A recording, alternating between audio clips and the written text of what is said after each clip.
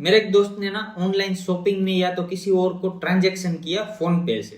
Transaction unsuccessful हो गया, लेकिन उसकी बैंक अकाउंट से पैसे कट हो गए।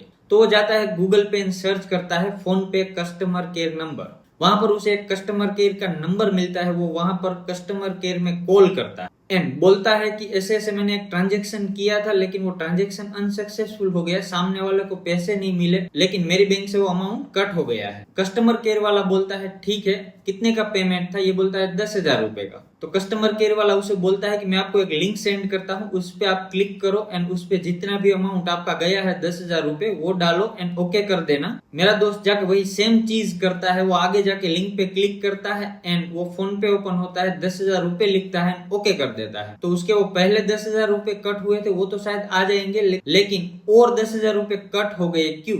दरअसल इसे कहते हैं एंगलर फिशिंग, जिसमें हम खुद जाके अपनी बैंड बजवा के आते हैं। अक्सर साइबर क्रिमिनल किसी ना किसी तरह अपनी खुद की वेबसाइट को गूगल में रैंक करवा देते हैं। वो हुबहू दिखती है फोन पे या गूगल पे या तो OLX की वेबसाइट की तरह। आपको लगता है कि ये असली वेबसाइट है, उसने वहां पर कस्टमर केयर के नंबर दिए हुए हैं, लेकिन दरअसल ये होते हैं साइबर क्रिमिनल के नंबर। आप उसे असली कस्टमर केयर समझ के कॉल करते हो, लेकिन वो जाता है साइबर क्रिमिनल एंड आपके साथ ये कारनामा हो जाता है। तो कभी भी ऑथेंटिसिटी चेक किए बिना ये मत करना, वरना आप भी अपने पैसे को गवा सकते हो। मेरी ये बात हमेशा याद रखना, मस्ट कंफर्म। किसी सोशल मीडिया पे या किसी फ्रॉड कस्टमर केयर वाले के झांसे में मत आना। एंड यार वीडियो को लाइक कर दो, चैनल को सब्सक्राइब कर दो। मैं इतनी अच्छी इंफॉर्मेशन हर रोज आपके लिए लाता हूं, तो आप मेरे लिए इतना तो कर ही सकते हो ना।